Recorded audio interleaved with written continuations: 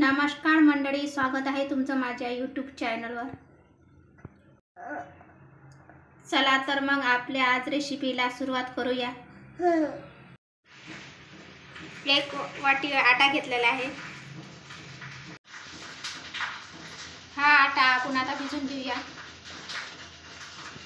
थोडंसं तेल मीठ टाकून घेऊया।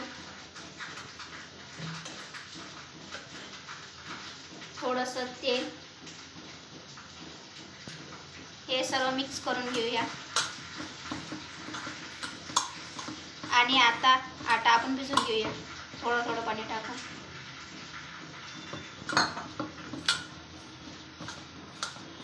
जसा आपण पोळीसाठी आटा भिजवतो तसा।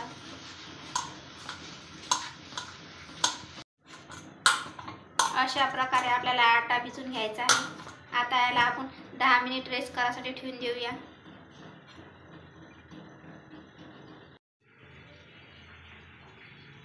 तीन आलू घेतलेले आहे उकडून, आता याला किसून घेऊया। याला किसून घेऊया आपण आलूला। हे उकडलेले आलू आहे, तुम्ही कच्चे पण घेऊ शकता।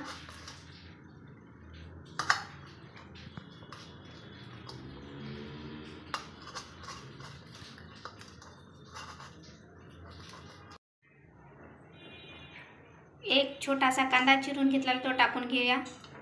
2 हिरव्या मिरच्या बारीक करून घेतलेल्या आहे। थोडासा सांबार,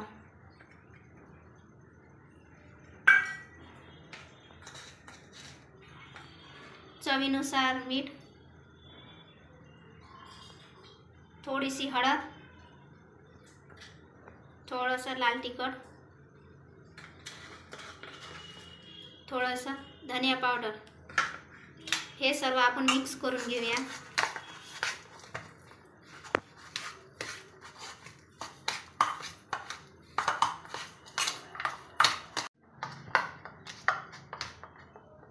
अशा प्रकारे आपण आलू चटणी मिक्स करून घेतलेली आहे।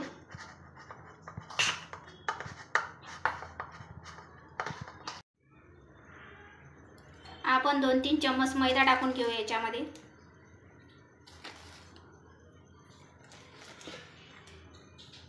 थोडंसं चिली मिक्स, थोडासा सांबार, चवीनुसार मीठ, हे सर्व मिक्स करून घेऊया। आणि याचा एक घोल बनवून घेऊया पाणी टाकून।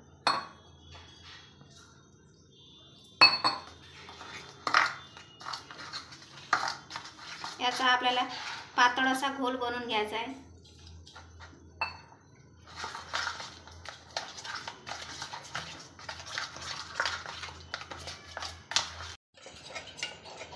अशा प्रकारे आपल्याला पातळ घोल बनवून घ्यायचा आहे। बघा अशा प्रकारे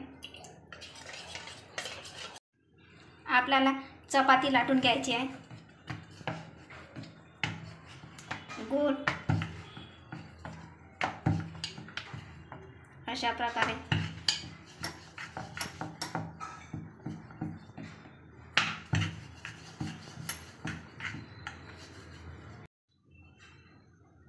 चपाती लाटून झालेली आहे। आता आपण आलूची चटणी याच्यावर टाकून घेऊया। सर्व पोळीला आपण आलू चटणी लावून घेऊया।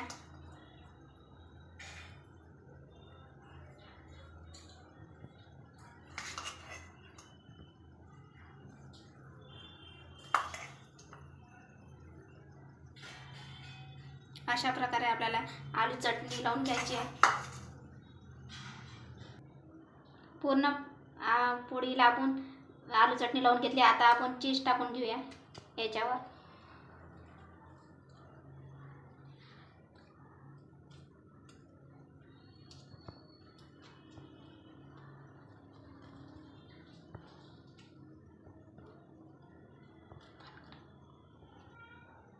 आता याला आपण रोल करून घेऊया अशा प्रकारे।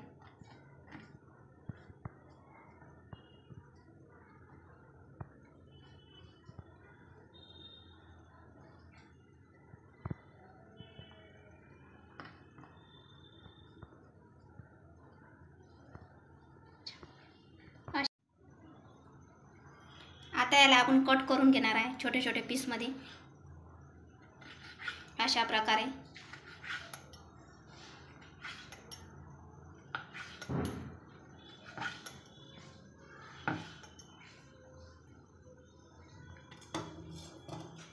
बघा.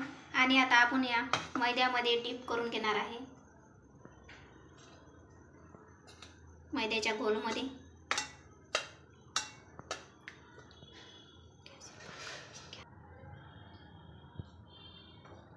तेल गरम झालेलं आहे. आता तेलामध्ये आपण टाकून घेऊया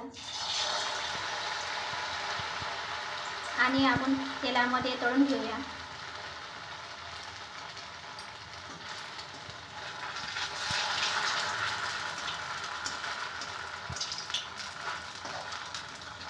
अशा प्रकारे आपल्याला सर्व तळून घ्यायचं आहे.